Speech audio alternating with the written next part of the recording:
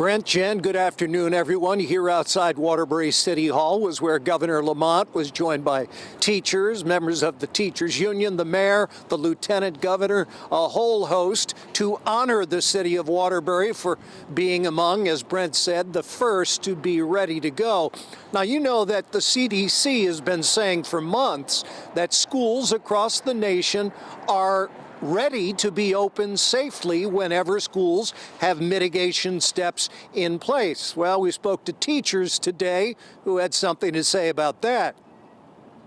I don't agree with that at all, especially when students can be asymptomatic and you don't know if they have it or not. And Governor Lamont says administering vaccines to teachers and school personnel isn't about meeting teachers' unions' demands. A lot of our kids don't yet feel comfortable going to school because they worry about going home. And maybe they have a grandmother or grandfather and they worry about the possibility of infection. Doctors say teachers being vaccinated and schools reopening for more in-person learning is a big deal.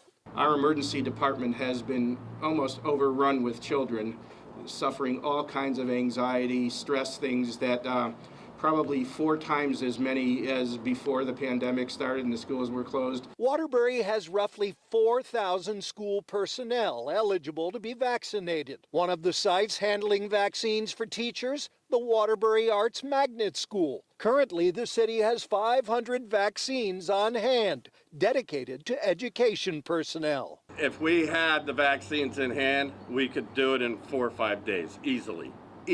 Probably less, because there's another mass vaccination site across town at Post University. I booked my appointment, I'm ready to go.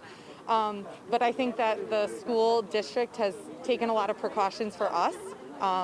So I do feel safe. What we've got right now with teachers and underserved populations in 55 and above, I think addresses those who are most in need, those who are most at risk.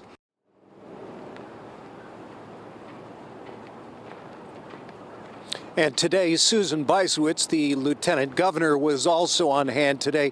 She made a comment addressing those folks like folks in grocery stores, who work in grocery stores, and those who have comorbidities or pre-existing conditions. She said, you should note that in our 55-plus population, 75% of the people in Connecticut with comorbidities are 55 and older.